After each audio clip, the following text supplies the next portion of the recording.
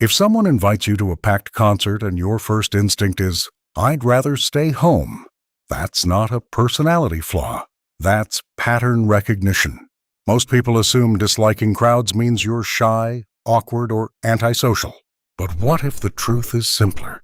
What if your brain just refuses to waste energy on environments that overload it? Imagine this. It's the weekend. A group text lights up. "We're going downtown. It's going to be packed. You coming?" Everyone else feels excitement. You feel your battery drain before you even reply. That reaction isn't fear, it's calculation. Your brain just ran a silent cost-benefit analysis. Noise, chaos, surface conversations, emotional energy, and decided the return on investment wasn't worth the expenditure. Let's break down what's actually happening. First, your nervous system processes more data than most. Some brains filter aggressively. They blur background noise, ignore subtle shifts in tone, and tune out minor facial expressions. Yours doesn't. You register the lighting, the music volume, the micro-expressions, the awkward pause in someone's voice, the tension between two strangers across the room. Psychologists refer to this as high sensory processing sensitivity. In simple terms, your awareness settings are turned up. Research suggests roughly 15 to 20% of people fall into this category. That means 1 out of every 5 people experiences the world at a higher resolution. While others skim the surface, you're absorbing detail. That's not overthinking. That's depth. Second, you don't dislike people. You dislike performance. Crowded environments often run on social scripts. Smiles that aren't fully real.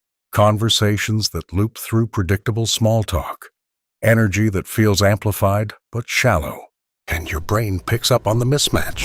You notice when someone says, "I'm good," but their shoulders drop half a second too long. You notice forced laughter. You notice when the vibe shifts before anyone says a word. That level of perception requires processing power. And processing power costs energy. Studies from institutions like the University of Cambridge have linked preference for solitude with higher emotional awareness and reflective thinking. Translation: needing space doesn't mean you lack social skill. It often means you value authenticity over stimulation. Third, your reward system operates differently. For some people, social stimulation triggers a strong dopamine response. Their brain lights up in high-energy environments. But not everyone's wiring is the same. Many introverted or reflective personalities show stronger activation in pathways linked to acetylcholine, a neurotransmitter associated with focus, memory, and deep thinking. That means quiet focus can feel rewarding to you in a way loud novelty doesn't. Reading at midnight, walking alone, thinking without interruption, building ideas privately. To someone else, that looks boring. To your brain, that feels like fuel. Neuroscience has even found structural differences in the prefrontal cortex among more introspective individuals, the region involved in planning, decision-making, and complex reasoning.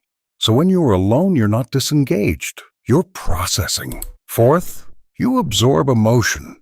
Have you ever walked into a room and instantly felt tension before anyone spoke? That's your mirror neuron system doing its job. Some people observe emotion. Others internalize it. If you fall into the second category, crowds don't just mean noise.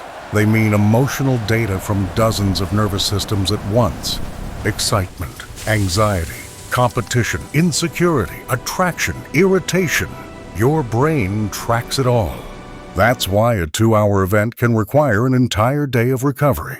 But the same mechanism that drains you in chaos makes you incredibly perceptive in one-on-one settings. You read between lines. You sense what isn't being said. You connect patterns. That's emotional intelligence, not fragility. And finally, you aren't avoiding life. You're prioritizing alignment. Modern culture equates loud with happy and busy with successful. If you're not constantly surrounded by people, it assumes something must be wrong. But solitude isn't absence. It's space. Space to think clearly. Space to understand yourself. Space to create without interference. Many of history's most innovative thinkers, from writers to scientists to strategists, relied heavily on uninterrupted time alone, not because they feared people, but because depth requires quiet. You don't need constant noise to feel alive. You need meaning. So the next time someone says, you should go out more, understand what they're really saying. Your energy system works differently than mine, and that's fine. You're not antisocial. You're selective. You're not boring. You're focused. You're not missing out. You're choosing depth over distraction.